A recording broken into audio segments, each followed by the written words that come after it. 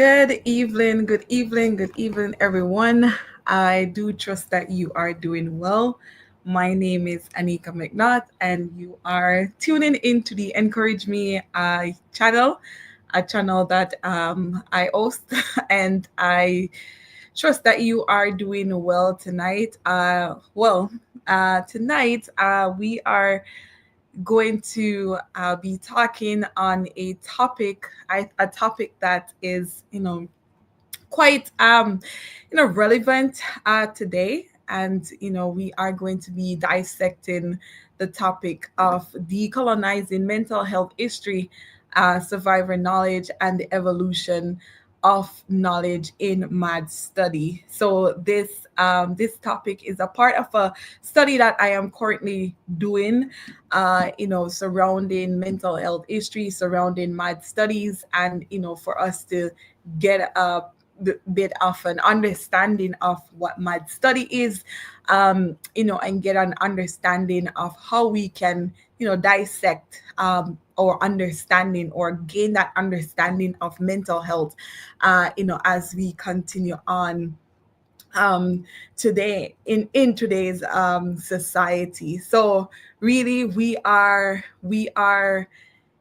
you know, honestly, a lot of people, today who are experiencing, madness or experiencing mental health, sometimes they are looked upon in a negative light, and a lot of times they don't get the right appropriate service that that they need. And tonight I have with me my guest, Tidra Bennett, who'll be coming on in a little bit to talk to us, about, her experience, with people with mental health, issues, and just to talk a little bit about, how has that been for her, in the space that she is in, and how she pretty much help those who struggle with mental health issues. So tonight, we are going to examine the decolonization of mental health history through the lens of MadStudies, centering survivor narrative as crucial to challenging colonial medicalized perspective and reshaping the evolution of knowledge in mental health by for grounding lived cultural understanding. This tonight talk, aims to disrupt dominant psychiatric paradigms and highlight the transformative power of experiential experts in the development of inclusive and without any further ado, I will go ahead and invite my able guest who will be on with us tonight, Tidra Bennett, to the platform. And we are going to dissect tonight's topic. Welcome to you, Tidra. Welcome, welcome, welcome. Really encourage me. Welcome. I do trust that you are Thank doing. you. You're doing welcome. I do trust that you are doing well. Good night to you, Minister Derek McFarlane. Good night to you. It's good to have you with me tonight. Thank We are you. going to talk tonight on the topic.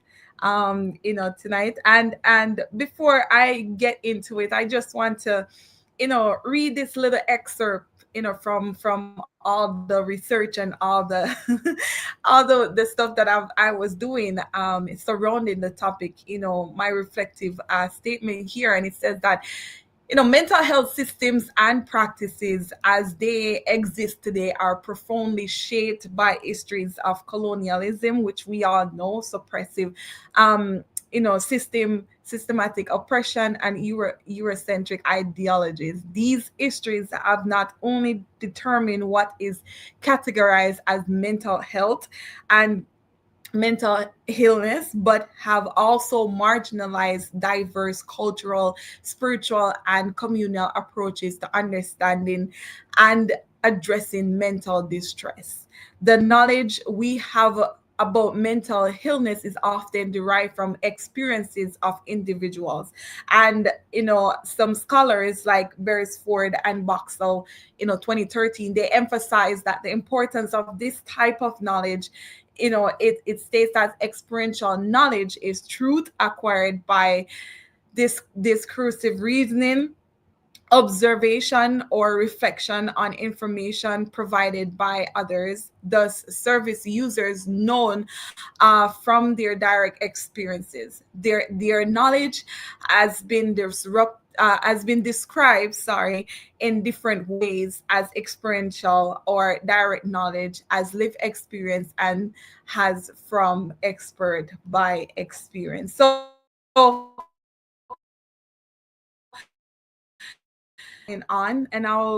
I will talk a little bit more on it as I go and reflect on, as we go and we reflect on. But mental health has been around for a little bit, and I just want you to shed some light for me. What is your understanding of mental health?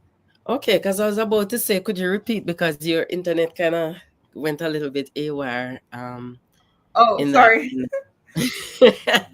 So you're asking me what knowledge do I have of mental illness? When mental health or mental illness, yes. Okay, that's the ah. All right, so I can say, it it's kind of hard to use the same word to define Right.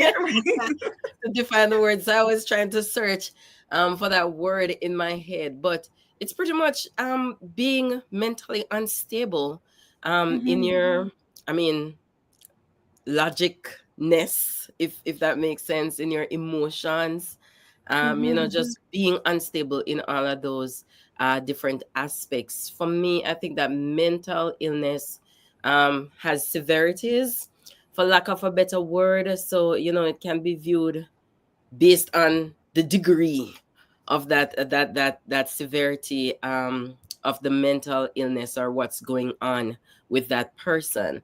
So Hmm. I just feel it's when persons aren't really, in a sense, operating uh in normality to that of the Hmm. expectations of society. And you can correct me, if I'm going out on a limb right there, but that's how I view mental illness. Of course, there's a lot of stereotype when it comes on to mental illness, as well as mental illness can also be downplayed.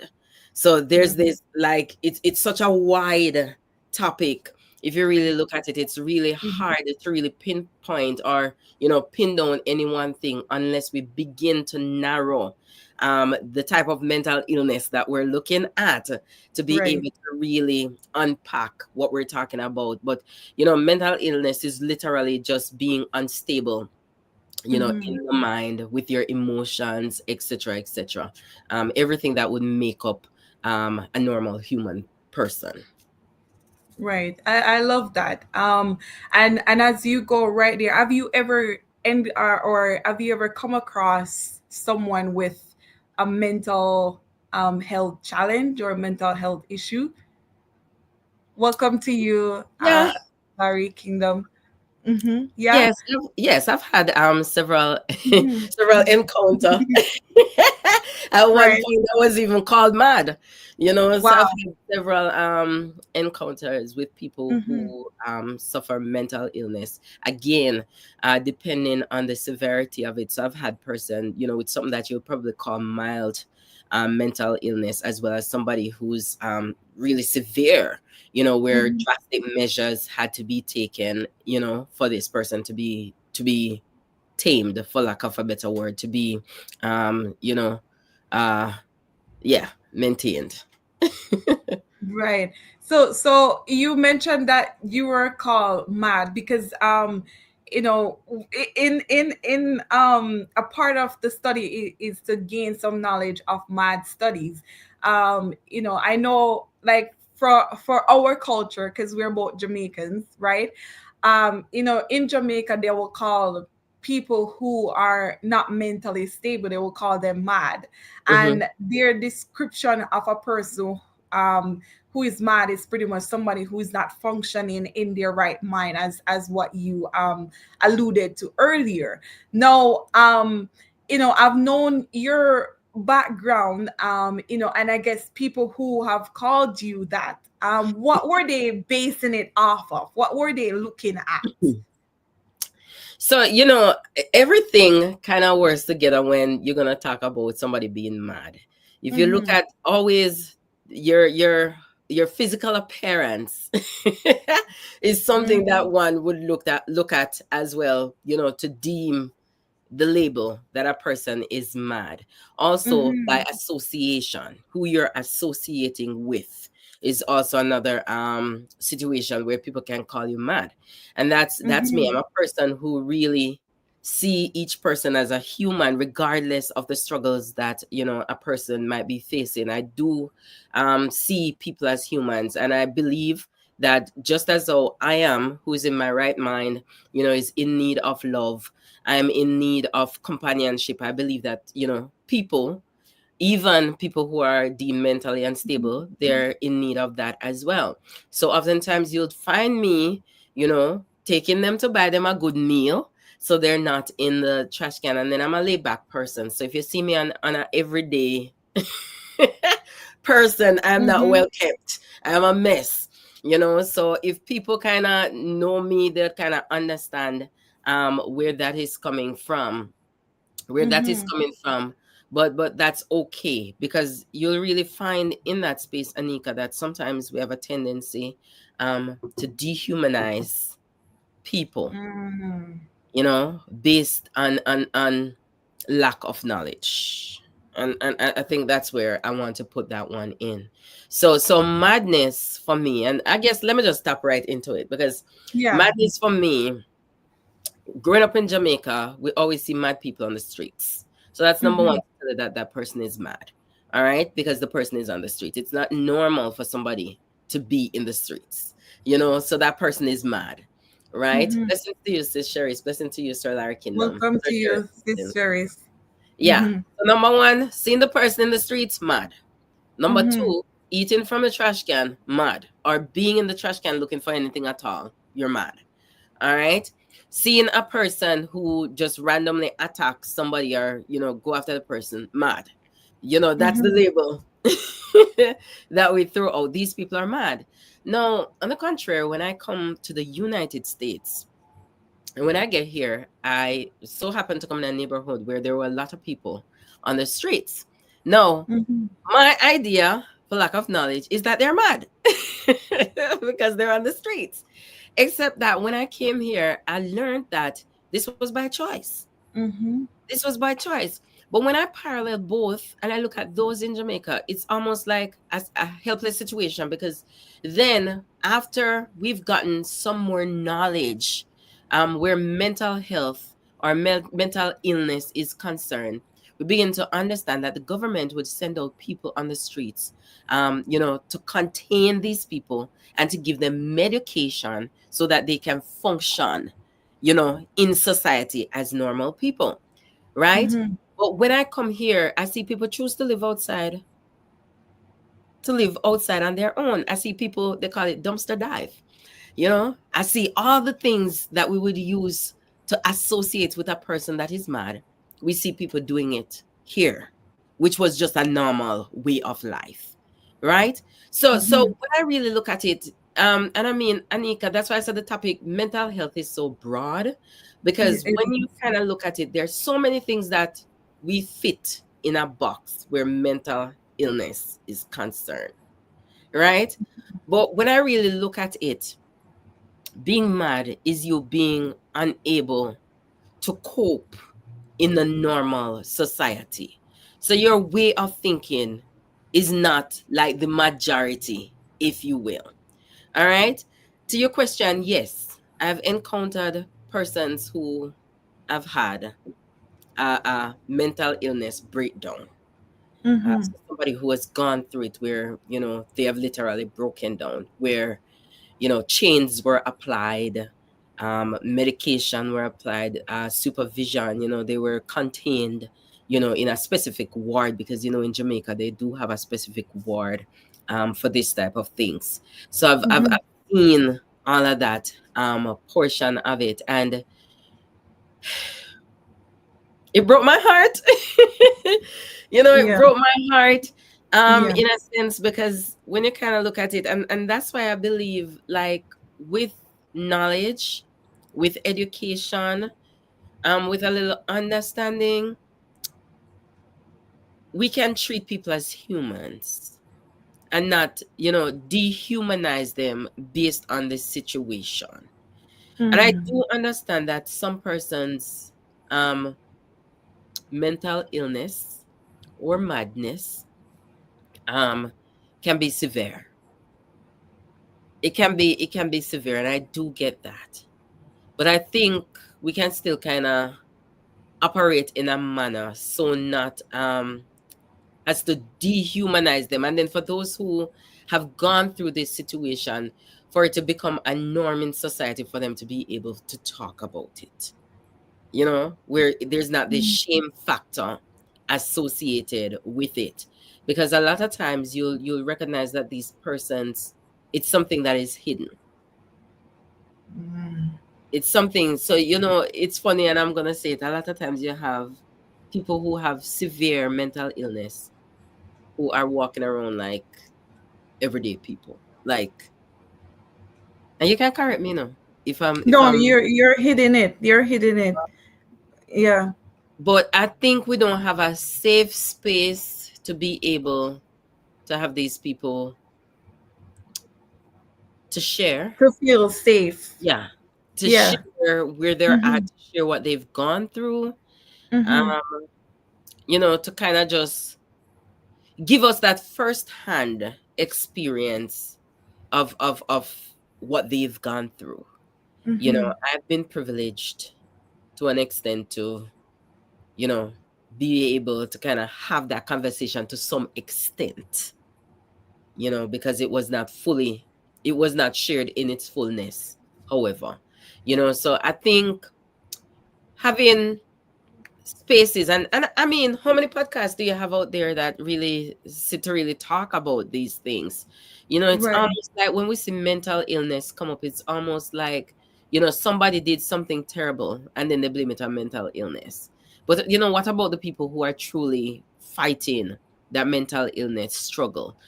People who are able to cope when they're on proper medication, Right. when information is being diverged on how people can be helped, in these situations. Blessings to you, Shade. You Welcome, know, Sis Shadi. yeah, Mm-hmm. people can be helped, in these situations. How many of these podcasts do we have out there that give people a safe space to share their voice? Because, and that's where I think I'm speaking to, we dehumanize these people, because we Mm-hmm. don't have that space for them, that safe space, without them feeling judged or belittled, or they're looked down at, Mm-hmm. for going through or having an episode of that mental illness.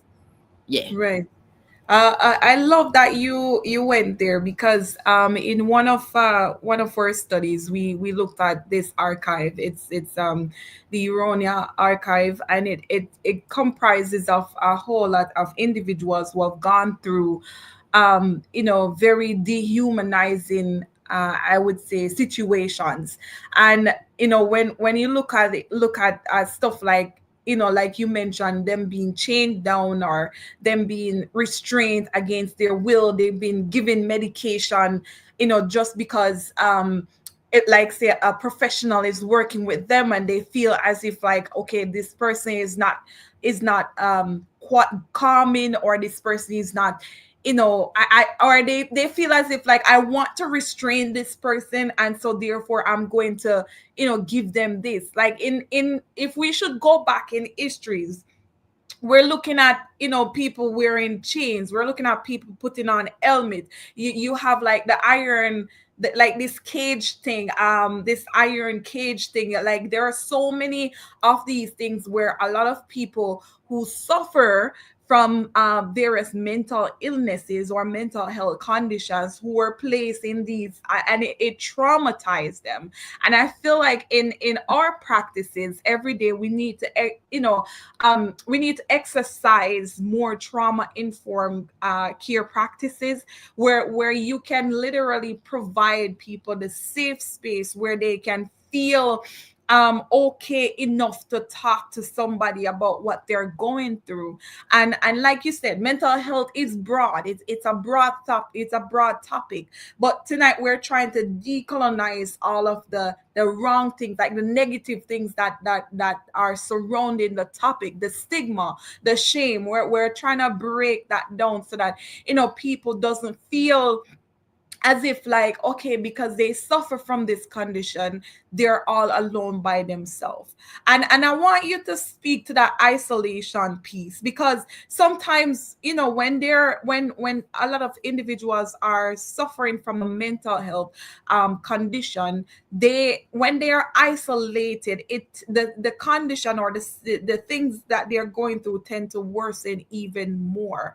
And I want you to speak on that isolation piece, where they don't have the right structure, the right support in place. How do you think that help to even cause them to worsen even more in their condition? Isolation is always dangerous. And if we're Mm-hmm, talking about people with unstable mm-hmm, mind, once the mind is not occupied, there's a lot that's mm-hmm, going to be taking place there. And that's why I say a lot of times we dehumanize people who have gone through these things. So by association, we don't want to be associated with these types of people. You right. understand? Because we see them as incompetent, we see them as scary, we see them as comical. We have all of these labels that we put on them. We can't trust them because they're unstable in mind. So, again, if we go back to it, if we don't create that safe space for them to be able, Anika, you and I are sane. All right, Mm-hmm, we have a sound mind. I'm trying to. We might still hit some spiritual stuff, but we have a sound mind, right? But sometimes we go through some mm-hmm, situations, and when we're left alone, we ruminate on that situation. Our minds begin to do right, other things as opposed to what our minds should be right. used to do. So let alone imagine somebody who's gone through something, who's had an episode, who's had who has had a breakout, for lack of a better word. All right, they've gone through that situation, they've pulled through. Now they have to rely on medications to function in the normal way that is acceptable to society.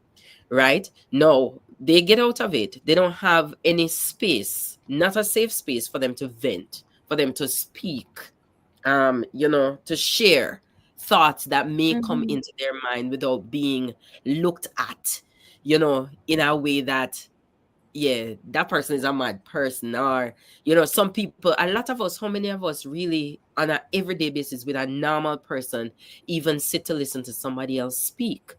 So I think all of these things are important because we have to remember that the battle is there in the mind. So sometimes all they want is to have somebody where they can share everything. So instead of put it on their mind, they just want to just come and to share everything. And my thing, and I mean, I've had to do that a lot. Where I mm-hmm. sit down, so much to the point that my mom said, she said, "You're a very patient girl." Where I can sit down and just allow, persons to just share whatever it is. Sometimes it's the whole week, sometimes it's the whole day, whatever it is, share what they need to share with me. Because at the end Mm-hmm. of the day, once the mind is free, then that also helps them to navigate the challenges of that of putting stuff on their head, where again Right. they're at the risk of having another episode that will land them in that situation again, Episode. to be Right. hospitalized.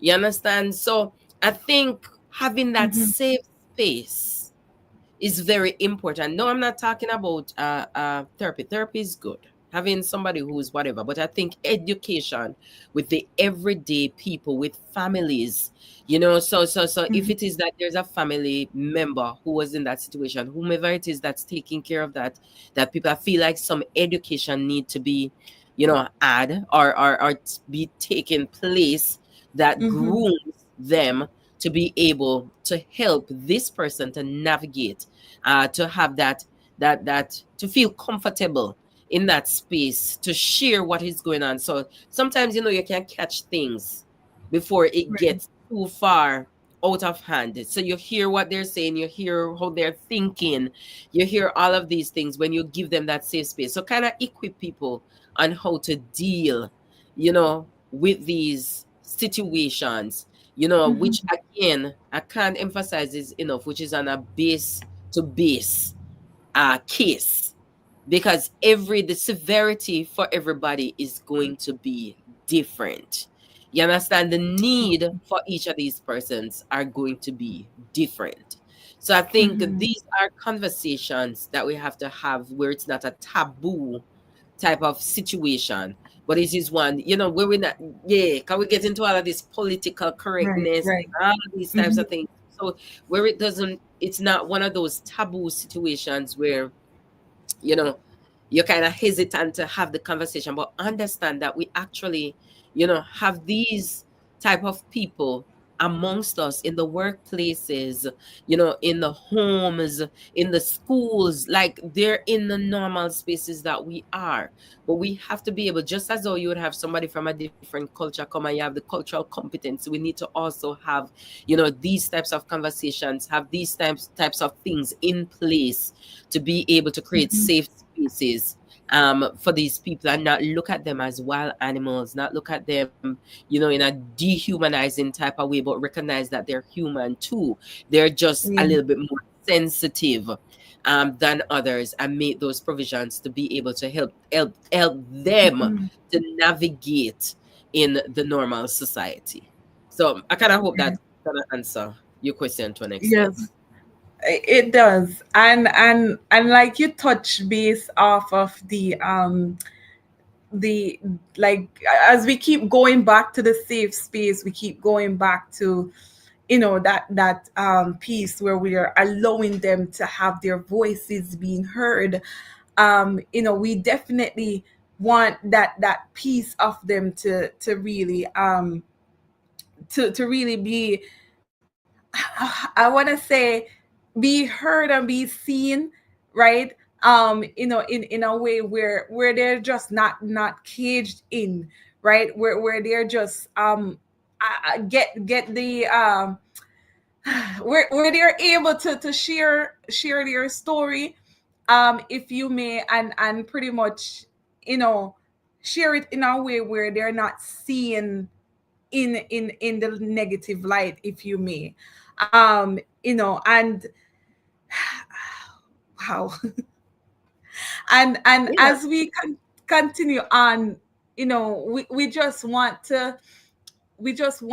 people out there to understand that, if someone as is ever within your within your reach, basically, um to pretty much help them to feel that love, and don't stigmatize them, basically, or allow them to feel left out, uh and feel, and allow them to feel as if, like, they don't, just because they have something going on, like you touch base on it, even though you and I might be functioning effectively in our right mind, there are other people out there that are going through a lot, and they're struggling to even cope. They're struggling to navigate society. They're struggling, with so many things, and it's hard sometimes for them as they go on out there. And also too, there are a lot of people out there who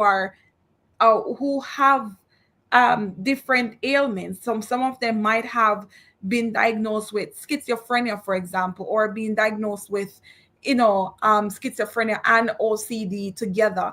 and or bipolar and schizophrenia, and sometimes it does them no good. It just causes them not to be able to function, and because of that, sometimes the way how they operate, other individuals or the system, for example, treat them Mm-hmm. as if like they don't have a place in society, right? And that's what really what we're talking about, though, the public Mhm, stigma that is there, you know, and mhm. it leads to segregation, it leads to avoidance, because Right. that's what it tells us to, to avoid people.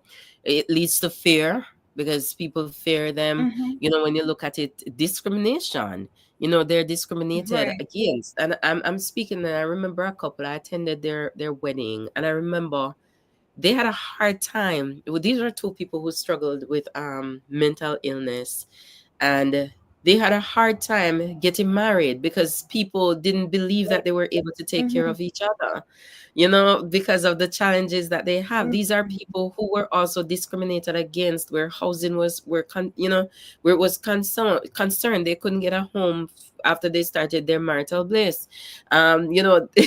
These are people who are often discriminated against, and I can sit right here and I can report that a whole lot of years later, probably about 8 years later, they're still together. They still have a happy wow. marriage. They've not had any episodes. They still live in the home that they've gotten.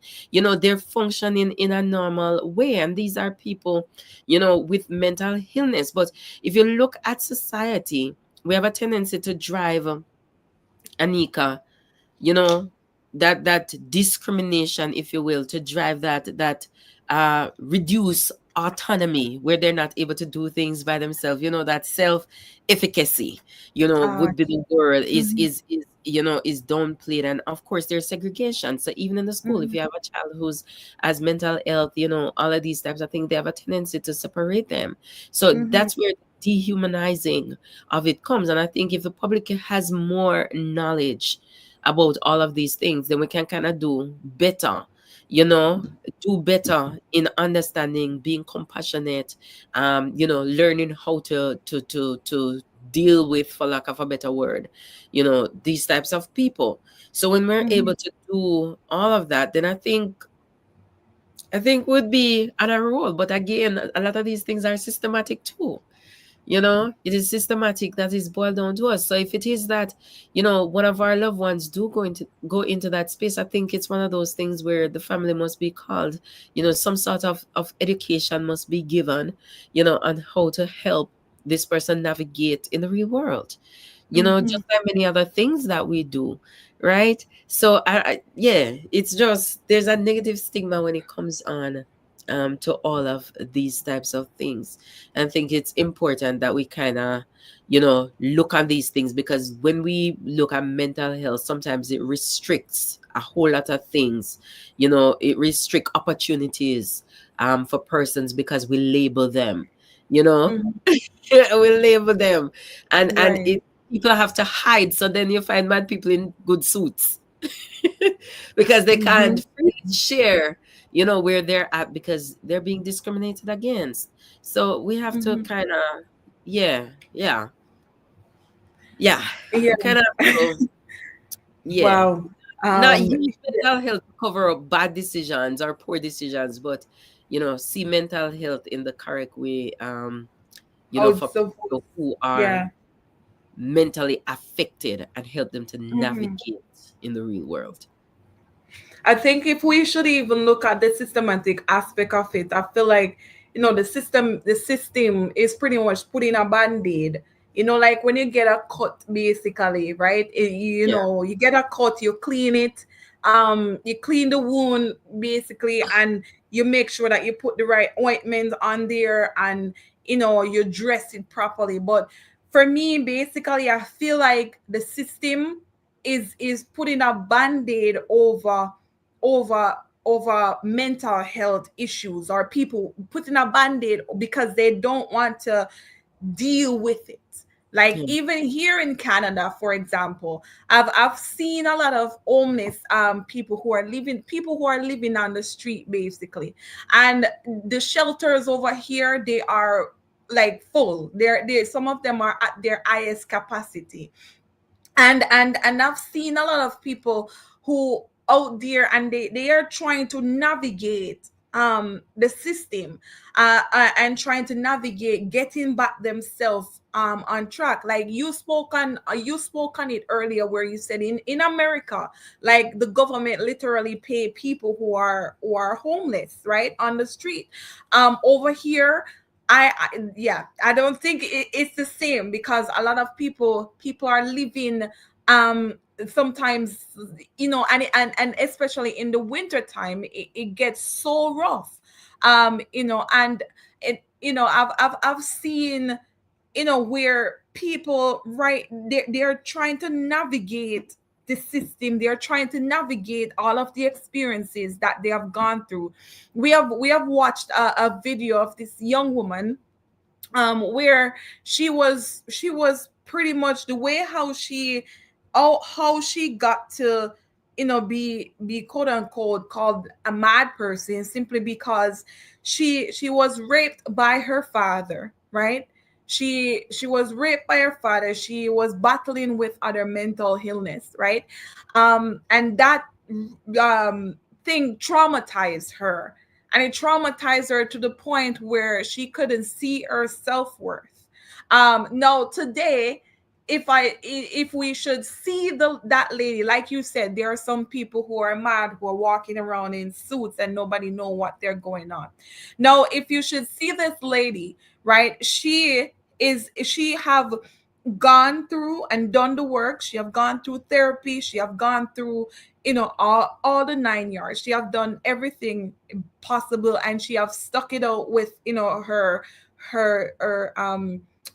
the persons who helped her, right, to get on track. And today, if you see her, she's an activist. She does a lot of work, around building herself up, but not only just that, but helping other people who are once in her shoe, right?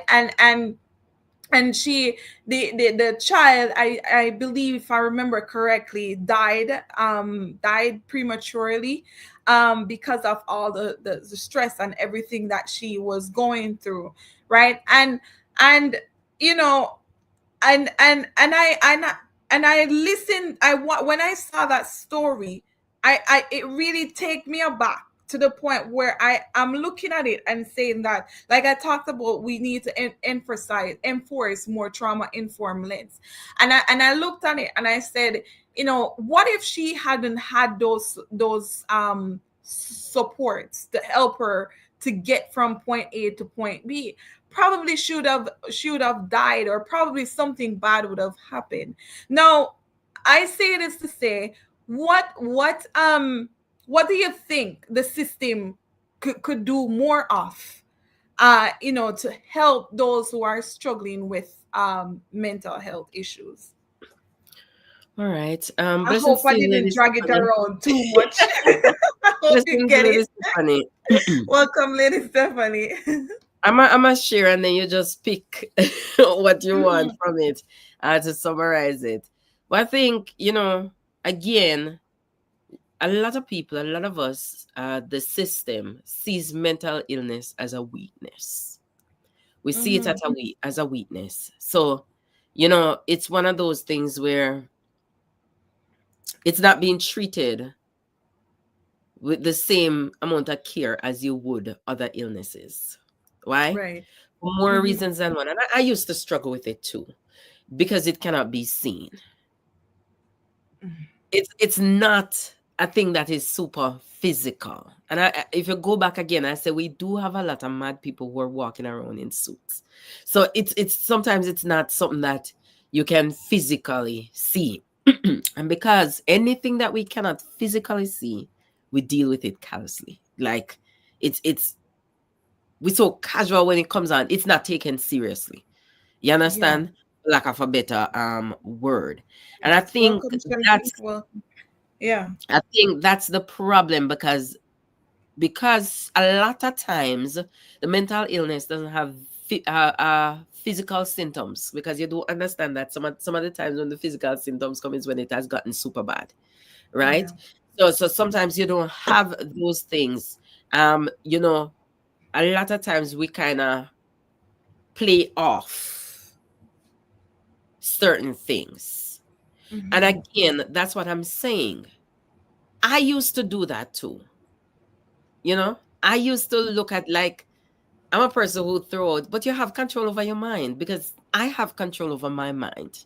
You Mm-hmm. know, like, I'd have the girls and they would come and they complain to me, oh, mom, I'm this, oh, mom, I'm that, my mental health. And I'm like, you have control over that. Get up, brush yourself off. You know, I had to get knowledge where Yeah. this is concerned. And I think, and that's why we look at it systematically. Mental health is not taken seriously. Now I want you to go back to the news and look at it. When a person commits a crime, oh, they're mentally unstable. Their Yeah. mental illness is at stake. That's when there's a physical situation taking place. You Mm-hmm. understand? But none of the subtle things weren't looked at as mental health. All right, we pick and we choose what want to be affected by mental health. Oh, she was being raped. Oh, okay, she was being raped. Nobody Mm-hmm. look at it as, her mental illness was being affected. So Mm-hmm. where there are not visible signs, I think that's where we have a problem with it. And you said it before. You said it. You get that wound and you don't pay attention to it. You just slap a band-aid over it. All right. Now, when the situation come and happen and you don't have an explanation, we just kind of associate that situation to that thing. It is mental health. All right. Mm-hmm. But if there is a normal, for everything else, there's a campaign. For everything else, there's a campaign, right? For sex, our condoms, or all of these types of, there's a campaign. All right. For anything that we want to sell, there's a campaign. If we're advertising clothes, we're advertising food, there's a campaign. I Mm-hmm. think the same is true when it comes on to mental health. There needs to be knowledge to the public. There needs to be knowledge, even so, in the hospitals or the mental institutions, because God forbid people are working there who truly do they really don't understand the mental illnesses that they're there to help with. So having knowledge, relevant knowledge, first-hand experiences, having these types of things would cause them to implement these things. So again, what am I saying? Remove the labels for a second. Yeah. You know, remove the label. For every other illness, they can go to the hospitals, they can go to the correct facilities that they need to go to, and they're being treated for it without the labels. Right? Mm-hmm. So remove the labels, have these people to come in, treat them in that human way where they can truly open up to you so we can get to the root of the situation, right? We can Yeah. get to the root of that situation and then we can begin the healing process. You understand? So don't wait Yeah. until the horse has left the gates to try to get back the horse in the gate, because we know Mm-hmm. that a horse will never turn back. He's gonna have to run the way all the way out, right? So kind of treat the Mm-hmm. thing from where it is. So don't look at only the visible signs. Share information, share education, allow it to be normalized so that people can take the stereotyping off of people with mental illness and just kind of be able to, you know, be able to hear people, actually listen, Mm-hmm. hear people and hear, the red flags, for lack of a better word, or hear things that can cause them to move into action to get them the help that is needed. Right. Hopefully I someone love for it. that. So you did, yeah. I love it. So basically invite people with, just create that space where they Safe can, space. that safe space, right? And collaborate with them. People need to get training basically, on how to properly help an individual who is going through a mental health situation. Because I feel like sometimes, even though people are in the profession, sometimes I feel like they're still in the olden days. I mean, nowadays they just I guess put some politically correct terms on these practices, but pretty much they're the same things that are being done, right? And I know laws are being passed, rather, to change up certain things. So I love the fact that you mentioned about, people need to get the training, get that educational piece and stuff like that, so that individuals can really know how to help them when they're in that safe space, right? And just continue to advocate for them, advocate for the change to be done, advocate for the shiftings of things, in the system. Don't put the band-aid over it and think that, okay, it's going to be all right, right? You cannot Right. left a person who is not healthy, right, in their mind by themselves to just figure it out. We gotta come together as a community and help them, to really navigate that. And I love that you keep on going back to knowledge, because knowledge is key. It is A lot of key. a lot of people these days, sometimes because they don't know, they just act. And we all know that the more knowledge that you get and But gain on. here's a fun fact, Yeah. Anika. Here's a fun fact, and if you look at research, Uh-huh. I believe here in the United States, about half of all mental illnesses begin to show symptoms by age 14. So that's early. Wow. But these things are overlooked again because of lack of knowledge, or they prioritize other things over it. So maybe a That's it. person's athletic behavior, something, Yeah. the other things are being prioritized. So having the knowledge. So right now I'm saying it's something that we really have to, as a mother, people usually do, like they Hmm. go to birthing class. Yeah. You go to the birthing class, not that it helps anything, because when you're going is a whole different situation, Yeah. but they go so that they can get the knowledge to understand what to do. And I think Hmm. mental illness, because it's so broad, because there's so many things that's pushed under that one Umbrella. label, yeah, if Hmm. you will, is very important, as a topic that should be had. You understand what I'm saying? It should be a conversation every single place, because people are everywhere, you know? Hmm. So you're gonna have these things in the churches, you're gonna have it in the schools, you're going to have it, Everywhere. in the workplace. You need to have it everywhere, because these people are there. Nobody knows what a person is going through. But if you have enough knowledge, you will Yeah. be able to identify when others are going through some things. And I think, Anika, a lot of it boiled down to where we've lost the compassion. So any day I'll take being called mad, you know, Mm. by Mm. people, simply because I associate myself with persons who go through mental illness. I'll take it any day, because at least I am still seeing them in a human type of way, understanding that all they want is help. You understand? Yeah. Understanding that all they want is somebody who will listen to To them, the. Hmm. somebody who will be that shoulder, to navigate them. And I mean, people look at me crazy. People ask me, why do I spend my money? But I wouldn't want to eat from the trash. So I'm going to take them and I'm going to buy them something to eat from, you know, a good, decent restaurant. I treat them how Yeah. I want to be treated. And if we can go back to that space where we can treat people how they should be treated, because a lot of times, it's situations, it's circumstances, experiencing people's life that drive them to get to that Hmm. place where they fall into that category of having mental illness, cause them to go through depression, cause them to have anxieties, cause them to have all of these types of things, cause them to ruminate on things, lose their mind where they couldn't help themselves in certain situations. Things, lived experience is what carry them in that space.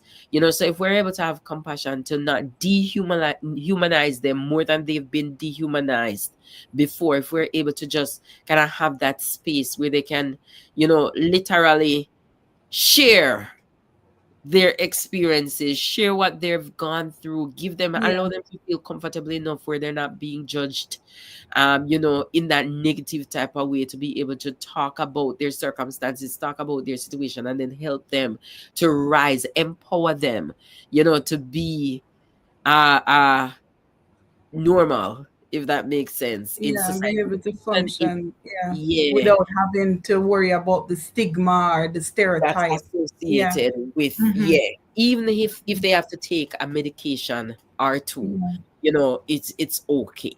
So yeah, Mm-hmm. it's always going to go back to that, having that safe space. If we can't give, and all of us need a safe space, even Mm-hmm. the able-bodied person, even the person who is in a good mind, we all need a safe space from time to time to vent, to share experiences that we've gone through, to do all of these things. They're still human, so they Yeah. need the same, you know the same measures in place, so that they too can learn how to cope with the situations that they have going on. And us, who are advocates, on the other hand, are able to identify when something Mm-hmm. is not going right, and be able to render the necessary assistance that is needed, supporting them in a way where they understand that we still see them as valuable, and we still see them as humans. Yeah. I know you have a story, a very powerful one. There was a time this young lady came up to you, and she was, well, she came up Uh-huh. to the window, to the restaurant, the glass. I Yeah. want you to talk about that for a moment, and tell me, in that moment, what was going on in Tidra's mind. What were you, what how did you feel in that moment? Yeah. Remember, I was called a mad girl. People pick up the phone and call my mom Mhm. all the way in the States to tell her that, her daughter was mad. That time, her name was Sherry. I will never Mhm. forget. She was a white girl, and it's significant because I do live in a predominantly white area where, yeah, sometimes, your color, it matters. Um, Mhm. and I remember one day coming from work. I worked at the university at the time, and I came Mhm. over slender. I'm a little fat now. I might look skinny, but I'm a fat now. I'm slender, and I remember it was around winter time, because I was wearing coat and stuff, and she would always compliment me, and she said, you look like a model. You know, mind you, she was okay until she started. I don't know. Somebody started her on drugs, and it never changed. And quite to the contrary, she began. I saw her looking through the restaurant window. Normally, I would tell people not to look through it because we do have to clean it. But this day was a little bit different. I allowed her to look, and I asked her what was she looking for. She said she was looking at Mhm. herself, and she complimented me and told me that I looked beautiful and I looked like such a model. And I said, "You look beautiful too," and she said, "No, I don't." And I said, "But you do," and she said, nobody really sees her in a valuable type of way, for lack of a better word, paraphrasing, but it sees her as being valuable. Nobody loves her and nobody talks to her. And she said to me, she said, "Can you give me a hug?" And I said, "Are you serious?" And she said, "Yes." And I said, "Yeah, I can give you a hug." And I mean, if you saw her, she had her physical appearance was not the normal. The normal person would kind of turn up their nose at her. As a matter of fact, you wouldn't even have a conversation with her, because if you know a drug addict, you'll see all the holes on their skin. And this is how she looked. She kind of looked like she had a breakout, but it was just the drug um things on her hand. And I remember, leaning over to her, and I tell her to come, and I gave her a hug. And anybody who gets one of my hugs know uh that my hug is genuine, because I Yes, hugged her and I squeezed I her. know. I got one. Yeah, I hugged her and I squeezed her, and she began to cry. Mhm. And when she cried, I said, "Why are you crying?" And she said, "Nobody has ever hugged me, you know, in this way, in that state." Wow. And I said, Wow. but that's okay. I could, give her a little hug again. And I mean, Anika, you said what was going on in my mind? Nothing was going through my mind. I saw Mm-hmm. another person who was in need of a hug. And in that moment, my selfishness was placed aside because I really don't like when people dirty my glass. you know? Mm-hmm. But that was not important to me in that moment. And me hugging her, the reality of what happened did not kick in until about a week or two later. And I'm trying to remember in my head, either a week or two later, when I learned that she passed away. That's when the reality kicked in my head. And I said, God, mind you, I wasn't even a believer then, but I said, God, Yeah. what if I didn't hug this woman? How would I have felt today Wow. after learning, the conversation, learning that she passed? So when I go back, blessings, Sis Highly Favored Blake, Shamik, my name, Welcome, blessings sis. to all of you, Lady Welcome. Stephanie, blessings. Yeah. Mm-hmm. And I said, what if I never hugged her? And I said to myself in that moment, I said, Lord, I said, I am happy You did it. that even if I was the last person to hug her, she felt loved in that Wow. moment. So in Mm-hmm. I have a tendency to see people as human. I really do. It doesn't matter how they look, it doesn't matter how they smell, it doesn't matter Mm-hmm. how they speak. I've always been one of those types of people. I interact with people so much to the point that, politicians would ask me to run in my Mm-hmm. constituency because I had that rapport with people. The only thing is because we lack education, is that by association, I was deemed a mad person. Wow. By Welcome, Lady Yvonne. association. Wow. So it's Mm-hmm. it's simply because, and that's why I can't leave out the education portion of these things, because scripture says my people lack perish for the lack of knowledge. And Mm-hmm. that's true. We dehumanize each other so quickly. You understand? Mm-hmm. How would I react to somebody who has HIV? How would I react, to somebody who has cancer? How would I react to somebody? All of these are illnesses. So mental health is still an illness. How do I react to this person? You Wow. know? So at the end of the day, I was never one who allowed fear to take over. I had a madman I'm taking to the restaurant with his machete underneath his armpit. We're going to the restaurant because I don't want to see you eating out of the trash. I don't want to see you eating out of the trash. So we're going to the funny thing about it, they come my mom and tell her that I'm mad by association. When my mom came, she did the very same thing. Sorry. So, so Sorry. the apple didn't fall far from the tree. You understand? So by association, and no, even now, our brothers, her sons would say, "Y'all attract mad people," and that's okay. Yeah. Yeah. That's It okay. shows It's the just that human, that human the side. You human, see the exactly. humanness in the person, if that's a word. But you see the human first. You don't see the condition first. No, but And I everybody needs somebody. yeah, and I think that's where society is lacking. You know, That's one flawed. yeah, that's where society is lacking. Like, haven't you given that young lady the safe space? Like, the mad, like you're just hitting everything in alignment with the mad study framework, because like you allowed her to share her story, Uh-huh. right? You allowed her, you didn't allow the live experiences, what she had gone through, for you to put a barrier, for you to actually reach her, from and actually, giving her that safe space where she could feel love.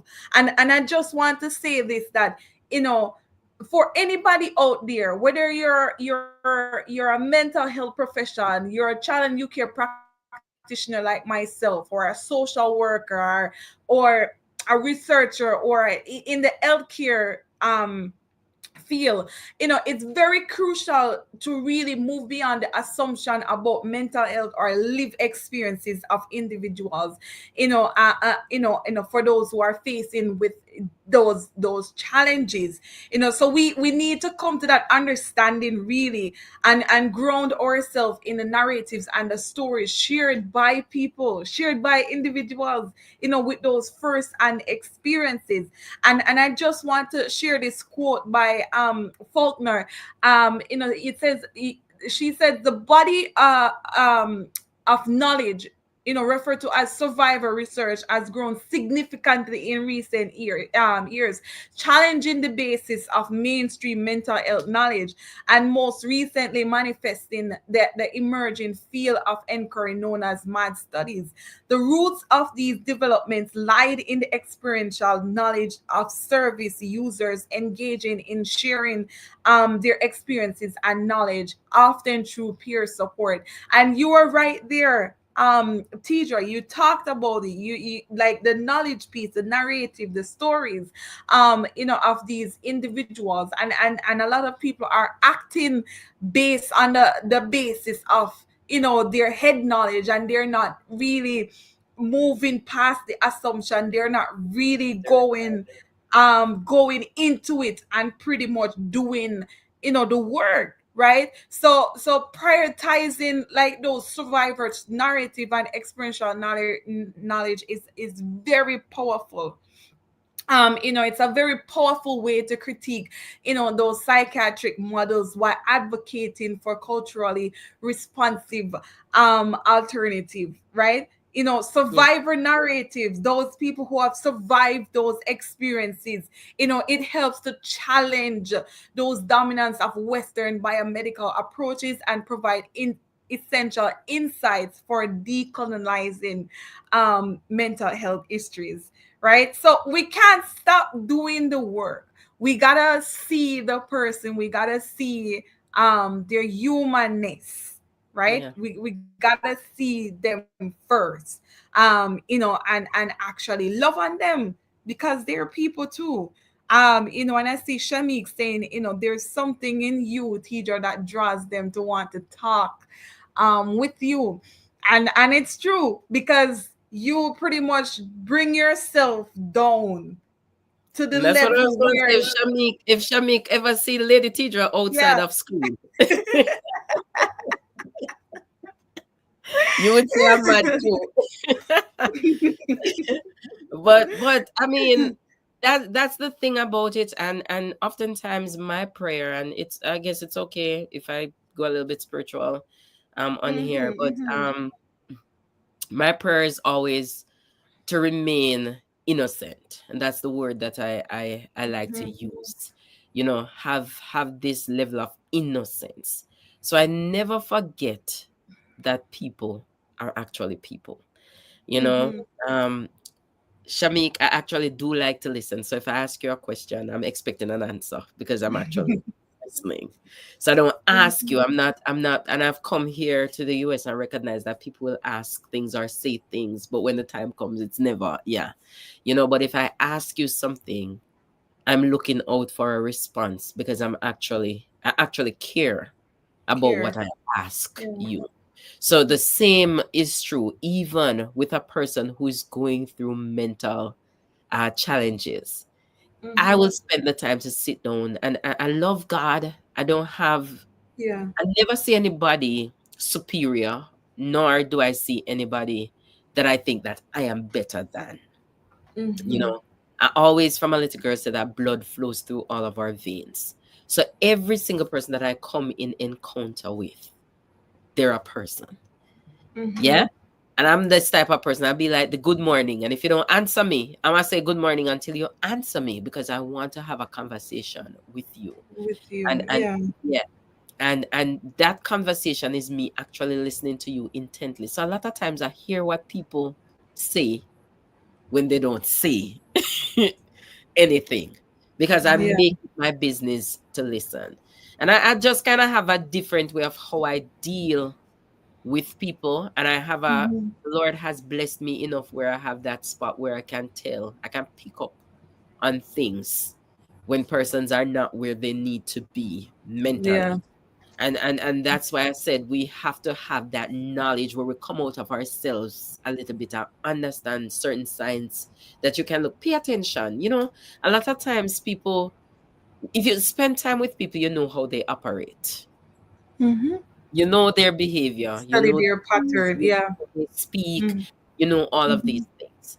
No, if there's a day when I talk to you and I'm not getting what I know I'm supposed to get, yeah, it's going to be followed up by a video call Yeah. because I want to see what is going on, right? And Mm-hmm. even I don't push people to the point where I push them away. But I'm gonna be in Right. that, you go soak in the oxygen and the carbon dioxide until Mm-hmm. you share what's going on with you. So there's a kind of way. I'm a very patient person. Um, Mm-hmm. firm in a lot of things, but very patient. And I think a lot of times that's what sometimes you have to just be in that space for Be them to present. get Yeah. comfortable to know that you're in that space. And the Yeah. Lord has given me two girls that struggle a lot with mental health that try to push me away so much to the point Mm-hmm. where, you know, I ended up standing. No, they know that I'm not going anywhere. They trust me enough to share things with me. And I think Mm-hmm. sometimes that's where we have to kind of be. And that's just remember, you can't go wrong if you really go back to scripture. True. Treat others as Mm-hmm. how you would like to be treated. And if I Yeah. was going through something, I'd want somebody, even if I'm not, I've gone through, after giving birth, I guess I went through something. I couldn't Mm-hmm. explain it. I didn't want to talk about it.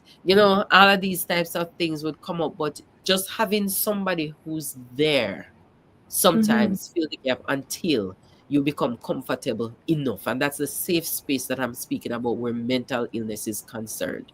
You have that Yeah. safe space that when they're ready to speak, they can speak without feeling judged, or they Mm-hmm. can share without feeling labeled, as Mm-hmm. crazy or mad, or, want a mental illness kind of thing. They're not being labeled, but you, from a human to human standpoint, having that relational dialogue, showing empathy, Mm-hmm. compassion, sympathy, and understanding, that you truly care about what, they are going through. A lot of times it means you have to put You yourself are aside. going through. Yeah, yeah, Yeah, take yourself out of it. I love that. And I see Shamik said that I encounter young women that suffer from rejection, and they have a fear when it comes to friendship. yeah, Um, that definitely will happen. Welcome to you, Lady Hazel. And then I see Sister Highly Favored Blake. She's saying we gotta separate the behavior from the person. I deal with a lot of seniors with Alzheimer's and dementia yeah. disease. So, like, yeah, pretty much what we were That's saying mental earlier. illness too. Yeah, Yeah, you gotta look on the person. You gotta you try not to focus so much on the action or the attitude or whatever they're displaying at the forefront, and see that person, right? And yes, definitely, Shami. She said you could be a great coach with the skills of active listening and empathy. She is Tamika, definitely a I have good an coach. inside joke. I tell people anytime I stop talking and I am just completely listening. You're in problems because I'm hearing everything. Definitely. um, I know the time is for spent. I really enjoyed and I see Shade is saying that, just being there is enough. That's all they need. Just be present in the moment and be there with them. They truly, truly, truly appreciate it. And I know like we could be here all night talking. except that the teacher is gonna have to watch it. But the teachers have to watch it, and I don't want them to, so so I just want to say this, love on people who have a mental health frame mental health challenge, rather. and really help them to see the bright light at the end of the day, right? So I just want to share this the I guess the remaining portion of the reflective statement, and then we could just bring it home, and we'll say our final words, and then we could say um good night. So this really, and this research creation podcast really um on the topic tonight, which is decolonizing mental health history and survivor narrative and the evolution of knowledge in MadStudies, really was to critically examine these historical and systematic dynamics by centering the voices of those who have lived through and resisted psychiatric oppression, right? And a quote by Costa et al. 2013, shares that the importance of contextualizing lived experience within broader social and systematic realities. It really, I alluded to the fact that people with lived experiences have become the catchphrase to designate those who speak directly to living lives affected by mental illnesses. But lives are shaped and constructed by social, political, economic, and cultural realities that necessitate an analysis, analysis of any Analysis. analysis, thank you, of inequality, end quote. Furthermore, this perspective reveals that while the term live experience highlight the voices of those directly impacted by mental illnesses, it risks oversimplification if detached from the intersecting forces of oppression, including colonialism, classism, and systematic inequalities. It calls for moving beyond tokenism, individual narrative, towards analyzing how these structural inequality perpetuate vulnerabilities and marginalization. Now, Aland, 2018, and I quote, critique the ways mental health narrative in public discourse often emphasize biomedical explanation at the expense of understanding broader systematic context. These limitations highlight the necessity of centering survivor-led framework that challenge dominant discourses and illuminate the structural factors influencing mental distress. Within the MAD study framework, this project also addresses the role of power in knowledge production. Historically, psychiatric, has been produced and legitimized by clinician researchers and policymakers in positions of authority, often dismissing the voices of those directly impacted, right? Beresford and Russell 2016, and I quote, argues that math studies flip this dynamic, privileging experiential knowledge and treating it as a valid and necessary counterpart to expert knowledge, end quote. This paradigm shift challenges the supposed objective of mainstream mental health research and opens spaces for more inclusive, culturally responsive, and justice-centered understandings.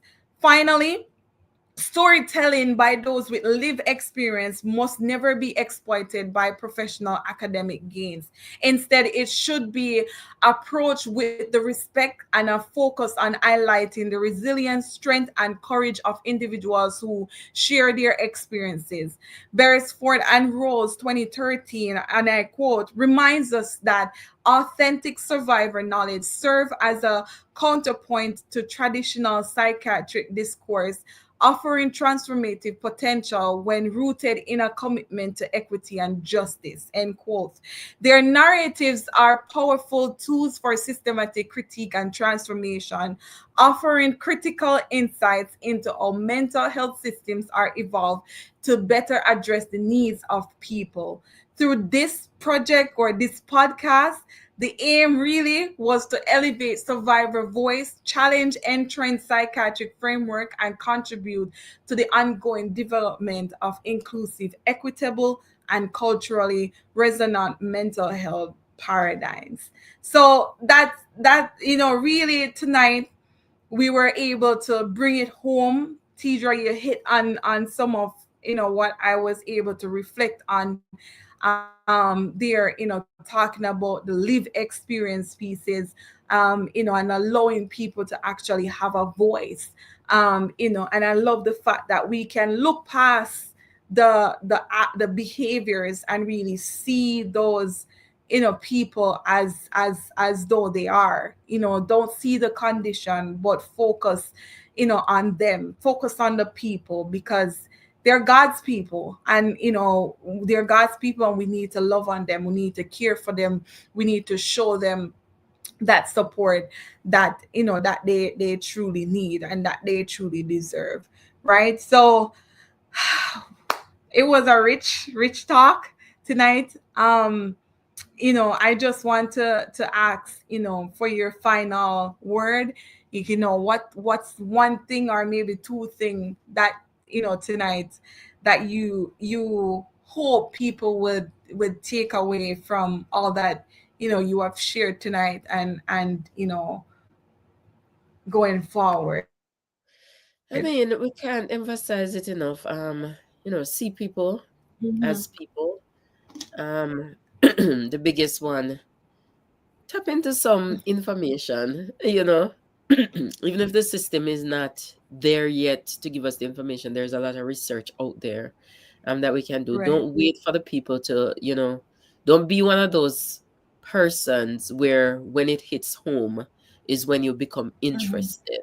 But be interested, because we do encounter people in our everyday lives, who have a mental situation.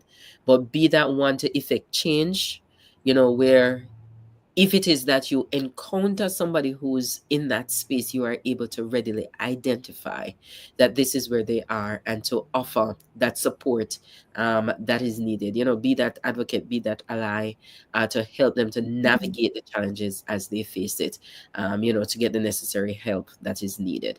So, yeah, see people for the human that they are. Right. And I love that. I'm not gonna go over that, and I just want you guys to take that away tonight. See people for the way they are. Treat them. The golden rule, the Bible tells us, treat others as how you would want others, do unto others as how you would want others to do unto you. Um, and I hope that tonight's podcast, tonight's session was helpful for those who were able to listen, for those who were able to watch. And I do trust that in the next time you go into the company of somebody who has a mental health condition, you're not going to stigmatize them. Rather, you're going to love on them, and help them to get the right and proper support that they need, right? So, once again, thank you everyone for listening into our podcast tonight. And thank you so much, Tidra, for coming on and sharing with us tonight, It's a pleasure. sharing you're welcome, your story with us, sharing your experience with us, and so as we continue, just just love on people. Amen. Just love on people. Amen. Um just keep on loving on people. All right. So thank you everyone for coming on. Um have yourself a wonderful night, and we will see you back. We will Let's see see you you tomorrow. back tomorrow. We'll see you back tomorrow on Faith Connection for our other podcast. All right. Take care and God bless you. Good All right. night. Bye. Good night. Um